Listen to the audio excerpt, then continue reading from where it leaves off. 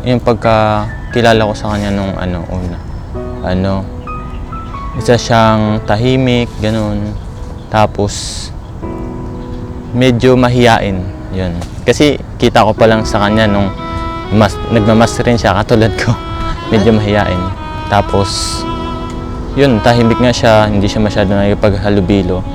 Kaya nga doon sa umpisa pa lang na yun, parang nagkagusto na ako sa kanya dahil nga, mahilig ako sa mga babaeng mahinhin, mga ganun. Parang mukhang mabait.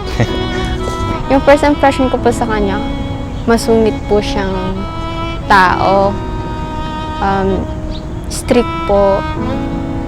Hindi rin po siya nagsasalita, pero isa rin siya kinagustuhan ko na hindi rin siya tulad ng ibang lalaki na parang ang kulit, maligalig, madaldal. Kaya minsan po, nagkakasundo po kami. Pero, tumagal-tagal yun nga. Natural naman talaga, siguro, lumalabas talaga. Medyo ugali natin na makulit. Ganyan.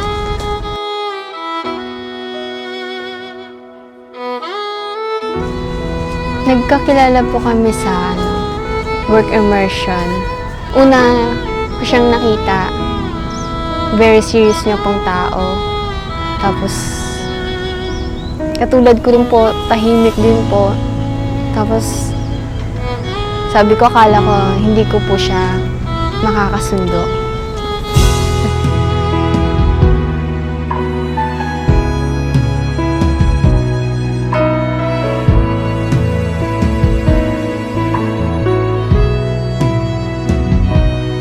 Para sa akin, yung napaparamdam niya sa akin na the one ako, siguro yung masyado siyang sweet, caring, tsaka maalaga siya. Lalo na yung pagdating sa bibigyan niya ako ng mga pagkain. Pag nagugutom ako, pinupunasan niya ako ng pawis pag pinapawisan ako. Sa ganun kasing paraan, parang, yun nga, napapagaan yung pakiramdam ko. At doon nararamdaman ko talaga na mahal niya talaga ako. Tsaka, kasi nga, hindi naman niya ugali talaga sa mga kakilala niya o kahit sa kapatid niya na sweet siya eh. So, sa ganung paraan, nakikita ko sa kanya na parang unique na ginagawa niya or ako lang talaga yung ginagawa niya ng ganung bagay. Kaya, nasasabi ko, the one ako para sa kanya.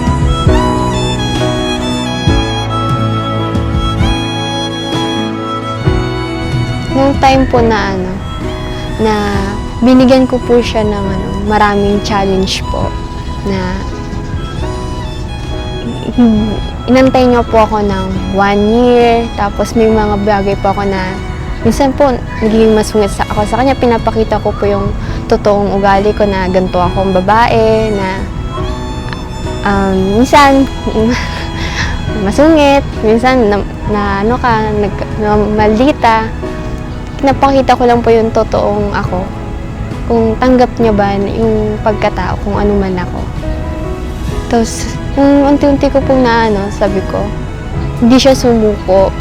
Ilang beses po kami nagkaroon ng struggle, problem, na kung saan maabot na po sa gusto niya na pong sumuko, gusto niya na pong i-give up. Pero, ayun pa rin po, nandun pa rin po siya. Hindi niya pa rin po hinayaan na maputol yun. Tapos, nung time na yun, sabi ko, itong lalaki na to, porsigido po siya sa akin. Hindi po siya mabilis sumuko. Kapag yung taong pong gusto niya, gagawa niya po talaga ng paraan para makuha niya. Sinabi ko naman po sa kanya na pag nag-antay ka, worth it yung pag-aantay mo sa akin na hindi ka magsisisi.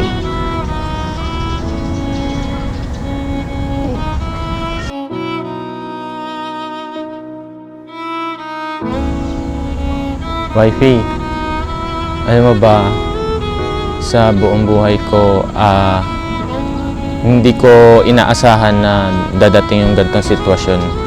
At di ko rin inaasahan na tatanggapin mo ako nung umpisa. Kasi alam ko naman marami rin akong hindi magandang ugali na maaring hindi mo tanggapin.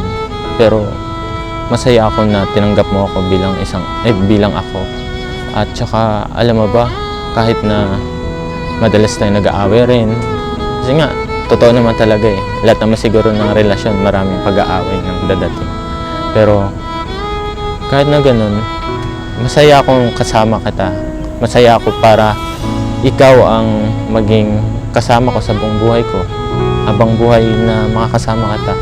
Tsaka, alam mo ba, hindi ko rin inaasahan na tanggapin ako ng family mo. Kasi nga, magkaiba tayo ng paniniwala. Kaiba rin tayo ng relihiyon. Pero sa gantong pagkakataon, alam mo ba, sa time na to na magsasama na tayo, mas ipaparamdam ko sa iyo yung tunay kong pagmamahal. Tsaka mas aalagaan pa kita, mas i-improve ko yung ugali ko at ang aking mga personalities para sa iyo. Para mas tanggapin mo ako at mas mahalin mo rin ako. I love you. Habi, thank you so much na dumating ka sa buhay ko. Thank you na hindi mo ako sinukuan kahit na marami akong binigay sa'yo na challenge. Ginawa ko yon para makilala kita. Para maipakita ko kung ano ako, kung saan matatanggap mo. And salamat dahil tanggap ako ng family mo. Kahit na magkaiba tayo ng paniniwala. And lagi mong tandaan na kahit anumang hirap ang darating sa atin, kahit anumang pagsubok, nandyan lang ako, lagi, sa tabi mo. Thank you so much sa lahat-lahat. Lagi mong tatandaan na mahal kita.